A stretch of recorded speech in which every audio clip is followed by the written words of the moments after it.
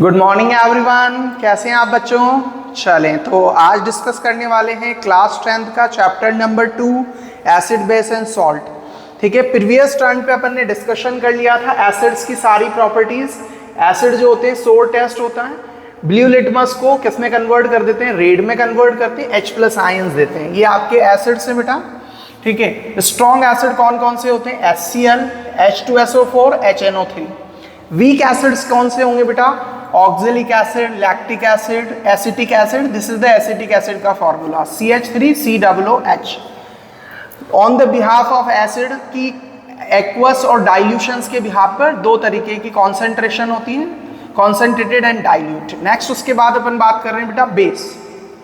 Base जो होते हैं टेस्ट में कैसे होते हैं, बीटर टेस्ट होते हैं और सोपी टच इनका होता है। रेड लिटमस को किस में कन्वर्ट कर देते हैं, ब्लू में कन्वर्ट करते हैं। स्ट्रॉन्ग बेसिस के एग्जांपल याद रखने हैं, NaOH, KOH, कैल्शियम हाइड्रोक्साइड। एक प्रॉपर्टी याद रखनी बेटा, सारे जो बेस होते हैं ना वाटर में डिसॉल्व नहीं होते हैं।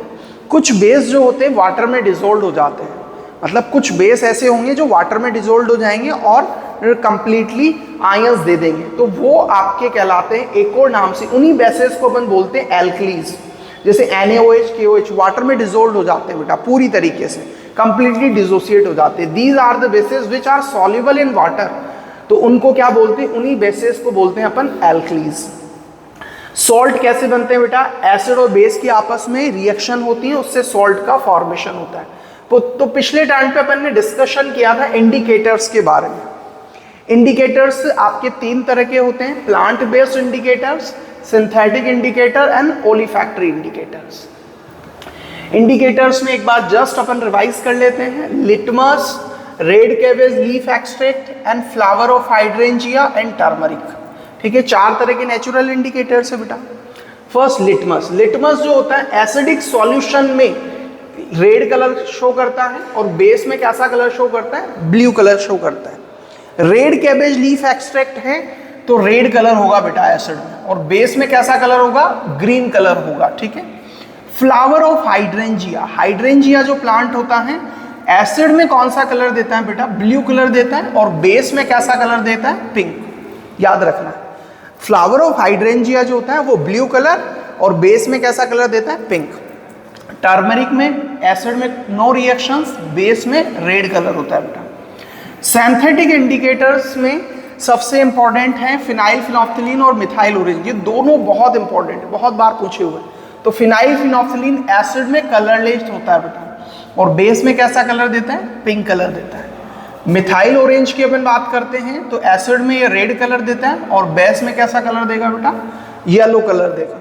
और जितने भी ओलिफैक्टरी इंडिकेटर्स होते हैं, जैसे ऑनियन हो गया, वनीला एसेंस हो गया, क्लो ऑयल हो गया, ये सारे जो होते हैं एसिड में बहुत तेज स्मेल होगी या स्मेल रहेगी, पर बेस के अंदर इनकी प्रॉपर्टीज जो हो जाती हैं वो खत्म हो जाती है। स्मेल क्या होती है बेटा, खत्म हो जाती हैं।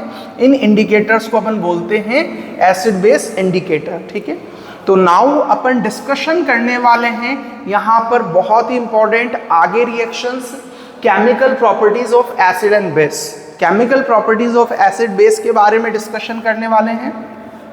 तो सबसे फर्स्ट देख रहे हैं बेटा रिएक्शन ऑफ मेटल्स। ठीक है, कोई भी एसिड या कोई भी बेस की रिएक्शन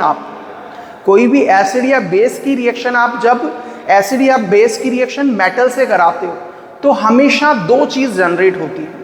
एक जनरेट होता है आपका सॉल्ट और दूसरी चीज जनरेट होती है हाइड्रोजन गैस। किसी भी एसिड या बेस की रिएक्शन मेटल से कराते हैं अपन तो हमेशा सॉल्ट और हाइड्रोजन गैस का जनरेशन होता है। देखें, एसिड की रिएक्शन मेटल से करा तो क्या जनरेट होगा, salt plus hydrogen gas. Base की रिएक्शन मेटल से कराएं तो अब भी क्या जनरेट होगा, salt plus hydrogen gas generate होगी बेटा। तो जैसे फॉर एग्जांपल एसिड का एग्जांपल ले लिया मैंने, एक ही मेटल में यूज कर रहा हूं जैसे जिंक। ठीक है, तो एसिड का एग्जांपल हो गया 2HCl, हाइड्रोक्लोरिक एसिड मैंने लिया, तो जिंक की रिएक्शन क्लोरीन हाइड्रोक्लोरिक एसिड से कराई तो क्या अलग होगा बेटा, जिंक की वैलेंसी +2 होती है तो ये क्या बना लेगा, ZnCl2 बना लेगा, और साथ में क्या जनरेट करेगा बेटा, हाइड्रोजन गैस जनरेट करेगा। इसी तरीके से देखिए, ठीक है, अनादर NaOH लिया अपन ने, NaOH की रिएक्शन जिंक से कराई तो यहाँ पर एक इंपॉर्टेंट कंपाउंड बनता है बेटा, वो इंपॉर्टेंट कंपाउंड होता है आपका Na2ZnO2। Na2ZnO2 एक इंपॉर्टेंट कंपाउंड बनता है, एक सॉल्ट होता है बेटा। जब जिंक की रिएक्शन NaOH से कराते हैं तो it is very important compound sodium zincate. क्या फॉर्म होता है बेटा? सोडियम जिंकेट बनता है Na2ZnO2, और साथ में यहां से क्या जनरेट होती है? हाइड्रोजन गैस जनरेट होती है बेटा। तो देख पा रहे होंगे जब भी एसिड की रिएक्शन या बेस की रिएक्शन मेटल से कराते हैं तो हमेशा क्या जनरेट होता है बेटा? Salt plus hydrogen gas generate होती है। अब देखो ये जो गैस जनरेट हो रही हैं इसको अपन आइडेंटिफाई कर सकते हैं। मैंने एक्सपेरिमेंट सेटअप किया, मैंने कॉनिकल फ्लास्क लिया बेटा। उस कॉनिकल फ्लास्क के अंदर मैंने एक बार मैंने क्या किया बेटा? एसिड डाला। उस एसिड के अंदर मैंने उसके अंदर जिंक के कुछ टुकड़े डाले। तो जिंक के टुकड़े डाल करके उसके ऊपर एक मैंने ठीक है कॉक लगा दिया और उससे उसको मैंने कनेक्ट कर दिया सोप के सॉल्यूशन से। तो जब रिएक्शंस होना स्टार्ट होगी तो हाइड्रोजन गैस जो होगी वो सोप सॉल्यूशन में जाएगी। तो सोप सॉल्यूशन के पास बबल्स जनरेट होना स्टार्ट होंगे। तो बबल से आप पता लगा सकते हो कि अब इसमें से हाइड्रोजन गैस निकल रही है।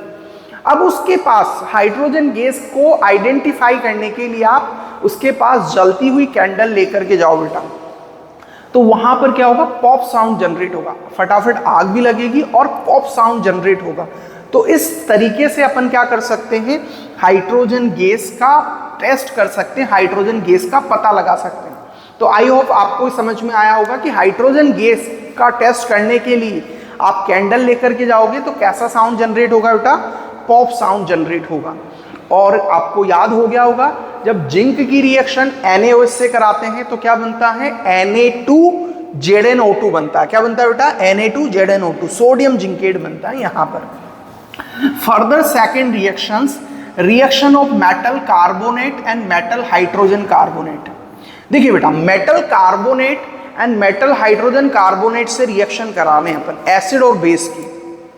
तो मेटल कार्बोनेट से कराओ या मेटल हाइड्रोजन कार्बोनेट से कराओ, ठीक है। बेस कभी भी रिएक्शन नहीं देता है। जितने भी बेस होते हैं ना बेटा, मेटल कार्बोनेट से रिएक्शन कराओ या मेटल हाइड्रोजन कार्बोनेट से रिएक्शन कराओ, वो कोई भी रिएक्शंस यहां पर शो नहीं करेंगे बेटा, कोई भी रिएक्शंस शो नहीं करेंगे। तो बेस जो होते हैं वो कोई रिएक्शंस नहीं देते। मेटल कार्बोनेट क्या होते हैं? कार्बोनेट का फॉर्मूला होता है CO3-2, ठीक है। This is the metal carbonate के मेटल पर कौन सा चार्ज होगा उसके अकॉर्डिंग कार्बोनेट फॉर्म हो जाए। इसी तरीके से metal hydrogen carbonate, hydrogen carbonate का आयन का फॉर्मूला होता है HCO3-, कार्बोनेट होता है CO3-2 और मेटल हाइड्रोजन कार्बोनेट होता है आपका HCO3-, ठीक है। तो इस तरीके से अपन यहाँ पर क्या कर सकते हैं? ये बना सकते हैं। अब देखिए बेटा, याद रखना है जब भी एसिड की रिएक्शन, जब भी एसिड है, कोई सा भी एसिड है, तो उस एसिड की रिएक्शन मेटल कार्बोनेट से कराऊं या मेटल हाइड्रोजन कार्बोनेट से कराऊं, हमेशा तीन चीज का फॉर्मेशन होता है। जब एसिड की रिएक्शन मेटल कार्बोनेट से कराऊं या मेटल हाइड्रोजन कार्बोनेट से कराता हूं तो तीन चीज का प्रोडक्शन होता है। सबसे फर्स्ट सॉल्ट जनरेट होता है, दूसरी चीज होती है कार्बन डाइऑक्साइड एंड तीसरी चीज होती है वाटर। जब भी एसिड की रिएक्शन मेटल कार्बोनेट से कराएं या मेटल हाइड्रोजन कार्बोनेट से कराते हैं तो salt, water and carbon dioxide gas का फॉर्मेशन होता है। This is the formula. तो देखिए बेटा, यहां पर हम एसिड ले रहे हैं, एसिड मतलब HCl। अब देखो मेटल कार्बोनेट है तो मेटल कार्बोनेट सोडियम के साथ ले लिया मैंने, तो Na2CO3, तो इसको क्या बोलेंगे? Sodium carbonate. इसी तरीके से NaHCO3, इसको क्या बोलेंगे? Sodium hydrogen carbonate.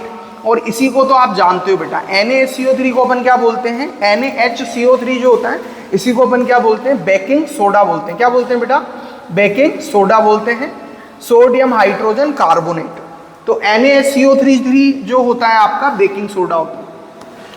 Metal carbonate से कराएं या मेटल हाइड्रोजन कार्बोनेट से कराएं तो क्या जनरेट होगा? देखें, यहां से Na और Cl मिलकर के 2NaCl बन जाएगा, यहां से भी Na और Cl मिलकर के NaCl बन जाएगा। अब साथ में क्या जनरेट होता है? मेटल कार्बोनेट या मेटल कार्बोनेट से कराते हैं तो कार्बन डाइऑक्साइड और वाटर सेम प्रोडक्ट आपको मिलेंगे यहां पर। तो जब भी एसिड की रिएक्शन मेटल कार्बोनेट से कराएं या मेटल हाइड्रोजन कार्बोनेट से कराएं तो क्या जनरेट होता है बेटा, carbon dioxide, water and salt का फॉर्मेशन होता है। This is the formula. तो ये इंपॉर्टेंट फॉर्मूला है, ये आपको ध्यान रखना है। आई होप समझ में आया होगा। बेस की रिएक्शन कराते हैं तो नो रिएक्शन।